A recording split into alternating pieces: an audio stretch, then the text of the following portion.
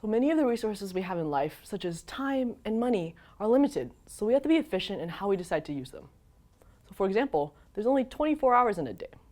And if we decide to spend one of those hours watching the latest TV drama, we can't use that same hour to, say, cook a delicious meal with friends. So this ultimately means that we should be careful with how we decide to use that time. Similarly, the human memory is a limited resource as well. We can only hold so many things in our head, right? For example, at a party, we have a limit to the number of new names that we can remember. Our mobile devices have memory of a digital kind, and that memory is fixed and extremely limited compared to that of a traditional laptop or desktop computer. Now, memory on our mobile device is used to store all types of things, such as music, text messages, photos, and much more. Now, on top of all this, that limited amount of memory must also be shared across the Android operating system for all the other awesome apps that we use, including our MiWalk app as well. So if one of these apps ends up eating up a lot of memory, that can have a significant impact on running all the other apps.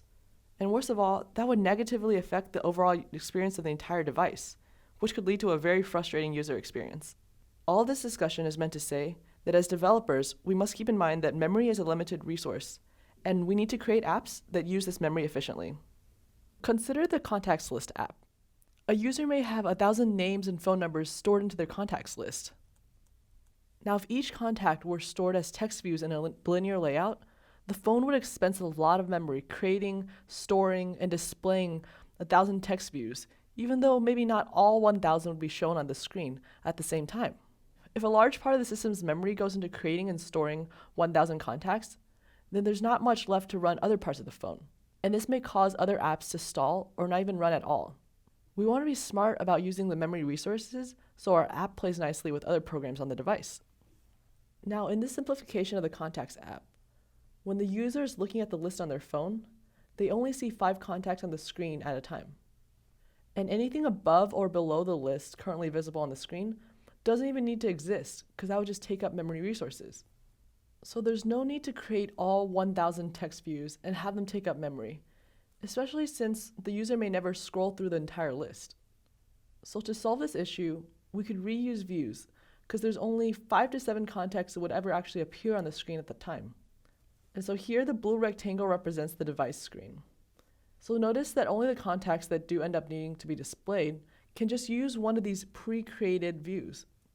And when a contact is no longer visible on the screen, then the view can be used to display information for a different contact. So this strategy is called view recycling. And we can accomplish this with a combination of a list view and adapter.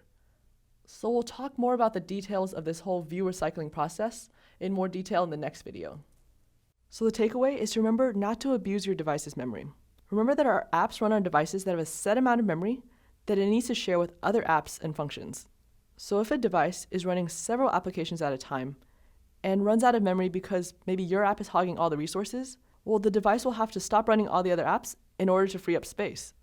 Now, armed with this knowledge, we can all be good citizens when creating apps for Android devices by ensuring that they efficiently minimize the amount of memory they're using.